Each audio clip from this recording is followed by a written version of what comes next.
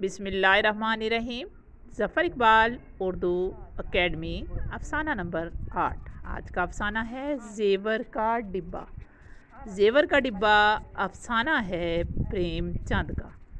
किरदार हैं इसके प्रकाश ठाकर साहिब, ठकराइन जिनका नाम इमा देवी है, वरिंदर चंपा। चंपा प्रकाश की बीवी है।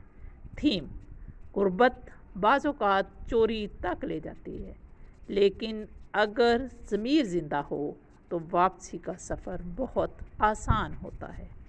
कहानी का खुलासा: बीए करने के बाद नौकरी ना मिलने की वजह से प्रकाश को ठाकर साहब के यहाँ 30 रुपये माहाना पर ट्यूशन पढ़ानी पड़ी। प्रकाश वरिंदर को ट्यूशन पढ़ाता था, जो ठाकर साहब का बेटा था। प्रकाश की बीवी भी तालीम याफ्ता और फैशन की शौकीन थी, मगर रूखी सूखी खाने पर मजबूर थी।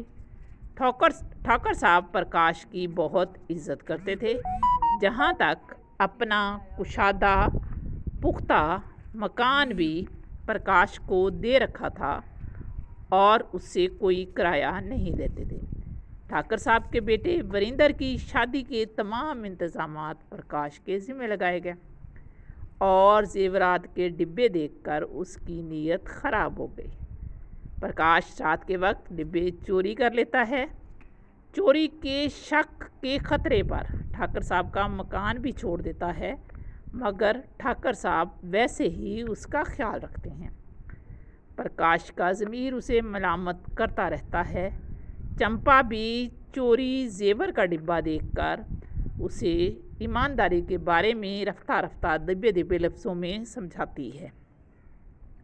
एक बैंक में असिस्टेंट मैनेजर की सीट के लिए प्रकाश का इंतखाब हो जाता है और ज़रे ज़मानत जो कि 10,000 रुपये हैं वो ठाकर साहब जमा करवाते हैं।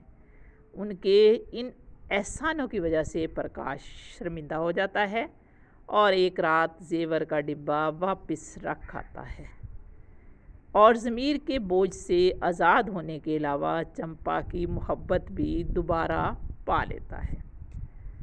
अफसाने में से इक़्तिबास: ज़ेवरों को अपने घर ले जाते हुए उसकी जान सूखी हुई थी, गोया के किसी अथाह गहराई में गिरा जा रहा हो।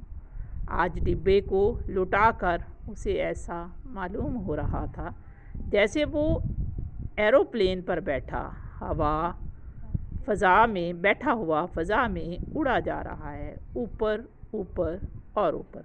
आम इंसान भी जब ज़मीर की कैद से आज़ाद हो जाए तो उसे भी यही लगता है कि जैसे वो किसी जहाज़ में बैठा हुआ फ़ज़ाओं की बुलंदियों में ऊपर और ऊपर जा रहा है।